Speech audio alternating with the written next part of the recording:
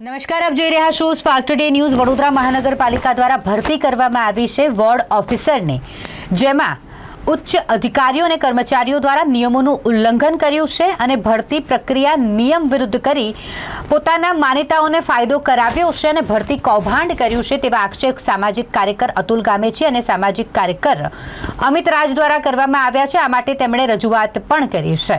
એક ભરતી કૌભાંડ અધિકારીઓ અને કર્મચારીઓએ આચર્યું હોય, આવા કૌભાંડી અધિકારીઓ અને કર્મચારીઓને તાત્કાલિક ધોરણે સસ્પેન્ડ કરવામાં આવે અને આ ભરતી રદ કરવામાં આવે તેવી માંગ સાથે સામાજિક કાર્યકરે રજૂઆત કરી છે। આરઆરમાં તો લખ્યું છે કે મહાનગર કર્મચારી આવ્યો પછી થયું છે। હા, પછી થયું છે। હું આવ્યો પછી ના, એની પહેલા સોરી ના આપ આવ્યા એની પહેલા બીજું મારા ના, ના, ધ્યાનમાં ના, ના, ના, ના, ના, ના. બીજું કે આ જે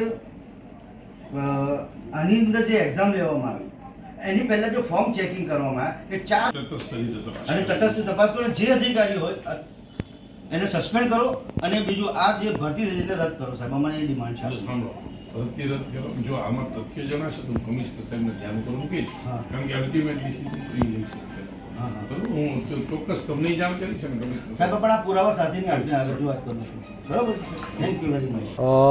વડોદરા મહાનગરપાલિકામાં જે પણ વોર્ડ ઓફિસરની ભરતી રહી છે એને લઈને અમે આજે ડેપ્યુટી મ્યુનિસિપલ કમિશનર સાહેબને આવેદનપત્ર આપ્યું છે।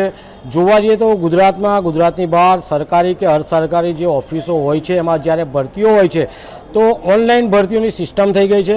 અહીંયા ઓનલાઈન સાથે 2 ફોર્મ ઓફલાઈન લેવામાં આવે છે અને ઓફલાઈન જે લીધા છે એમને પણ અહીંયા જોબ આપવામાં આવે છે। એટલે ક્યાંક ને ક્યાંક જે ઓફલાઈન ફોર્મ લીધા છે એમાં અહીંયા ગોટાળો કરવામાં આવ્યો છે। ચકાસણી કરનાર અધિકારીઓ દ્વારા અહીંયા મસ્ત મોટો ગોટાળો કરીને 2 ભરતી જે ઓફલાઈન કરી છે એનો અમે વિરોધ કરીએ છીએ। સાથે જે લોકોએ ઓનલાઈન ફોર્મ ભર્યા છે તેવા લોકોને ફરીથી પરીક્ષા આપીને તેઓને વોર્ડ ઓફિસરમાં નિમણૂક કરવામાં આવે તેવી માંગણી કરતું આજે આવેદનપત્ર આપ્યું છે। સાથે તમામ પુરાવા આરટીઆઈથી જે લીધા છે એ તમામ આપ્યા છે અને આ ભરતી પ્રક્રિયા જે ઓફલાઈન થઈ છે એ રદ કરે તેવી અમારી માંગ છે। અમે આજે મહાનગરપાલિકામાં કમિશનર સાહેબને મળવા આવેલા, પણ તે કામ હોવાથી અમે ડેપ્યુટી કમિશનરશ્રીને આવેદનપત્ર આપ્યું છે કે વડોદરા મહાનગરપાલિકાની અંદર જે વોર્ડ ઓફિસરની ભરતી કરવામાં આવેલી એમાં બહુ મોટો ભ્રષ્ટાચાર કરવામાં આવ્યો છે।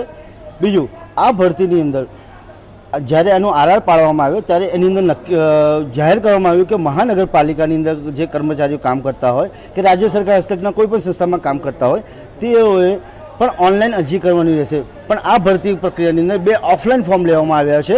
બીજી વસ્તુ, આ ફોર્મ જે પણ કેન્ડિડેટ હતા એ લોકોએ ફોર્મ ભરેલા હતા, એ લોકોને ફોર્મને 4 વખત ચેક કરવામાં આવેલા હતા અને પછી એ લોકોને મંજૂરી આપવામાં આવી હતી અને એ લોકોએ એક્ઝામ આપવામાં આવેલી હતી।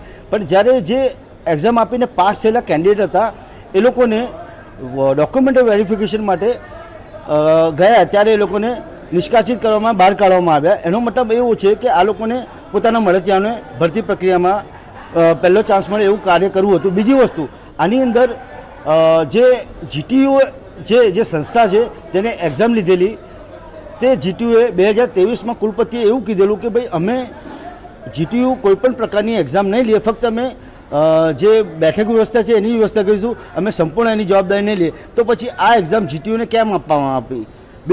ત્રીજી વસ્તુ કે આ ભરતી પ્રક્રિયાની અંદર જે 1400નો ગ્રેડ પેડ છે કે જે તલાટી કમ મંત્રી હોય છે એની પસંદગી કરવામાં આવેલ છે। હવે એ જે ગ્રેડ છે એ 1400નો છે, 1800નો ગ્રેડ હોય છે અને તે ઉચ્ચ જવાબદારીવાળો કર્મચારી કહી ના શકાય। તો આ ભરતી પ્રક્રિયાની તમે જોશો કે સંપૂર્ણપણે એક બોગસ રીતે પોતાના મળતિયાઓને નોકરી મળે એ માટે કાર્યસ્થાન કરવામાં આવેલું છે અને આમાં જે અધિકારીઓ છે તેને સસ્પેન્ડ કરવામાં એવી અમે ડિમાન્ડ કરવામાં આવી છે। અને અમે પુરાવા સહિત, એટલે કમિશનર સાહેબને ક્યાં પુરાવા ખોરવા જવું ના પડે, અમે પુરાવા સહિત અમે આખું એમને ફાઇલ જ આપેલી છે કે તમે હવે આની પર કશું જોવું ના, તમે અમારો આવેદનપત્ર અને જે પુરાવા છે એ બેને મેન્શન કરો અને તમે આ જે પણ અધિકારીઓ એને તાત્કાલિક ધોરણે સસ્પેન્ડ કરો, આ ભરતી પ્રક્રિયા રદ કરો।